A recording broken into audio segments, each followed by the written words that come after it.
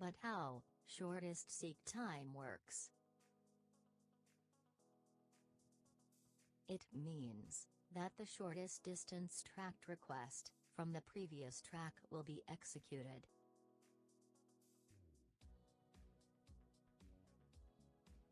So let's assume that the man wearing a yellow long sleeve is our current tracked, and the other two is the request tracked. So what we need from the request track is the shortest distance from the current track. As you can see, that the man with the white long sleeve is the shortest than the woman with 130 request track, so he will be executed. For further explanation we will solve this given.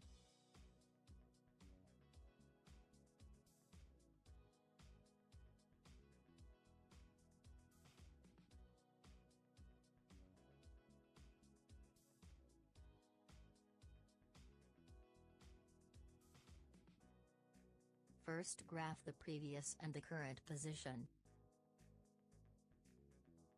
Then look at the first queue, find the track request that is nearest to the current track head position. Since the 34 is the nearest, then that should be the next to be graph.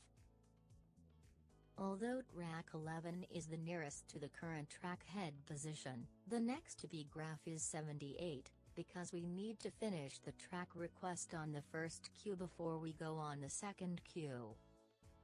Next, graph the nearest track request, do it until you finish all the track request on the first queue.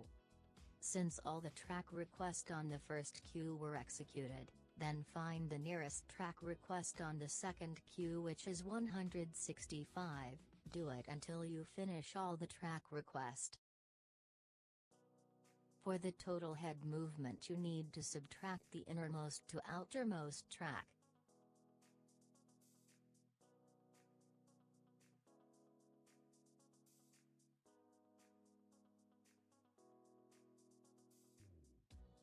Then compute the seek rate. For the seek rate you need to multiply the total head movement to the given seek time.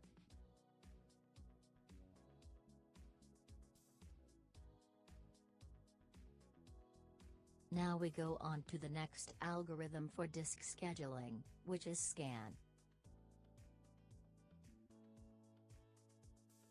This algorithm is performed by moving the access arm back and forth the innermost and outermost track. As it scans the tracks from end to end, it sweeps the request found in the direction it is headed. And it is also called the elevator algorithm.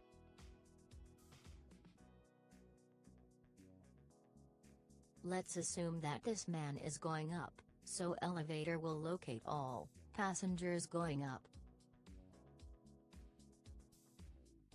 When the elevator reaches the last floor, elevator will locate now the descending passengers. For further explanation, we will try to solve this set of given.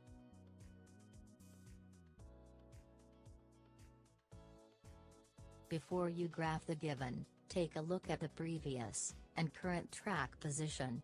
You can see that track is going down, so you need to graph first all the request track that lower than the current track position. So you need to graph first the nearest and lowest request track from the current position. If there's no lowest and nearest request track left, you need to end it with 0. When your current position is 0, then graph the nearest and higher request track from 0.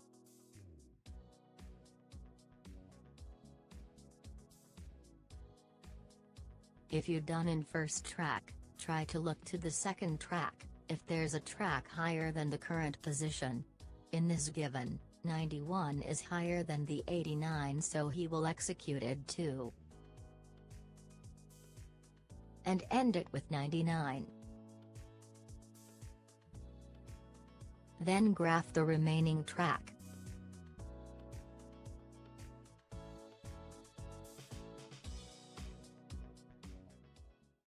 created using Powtoon.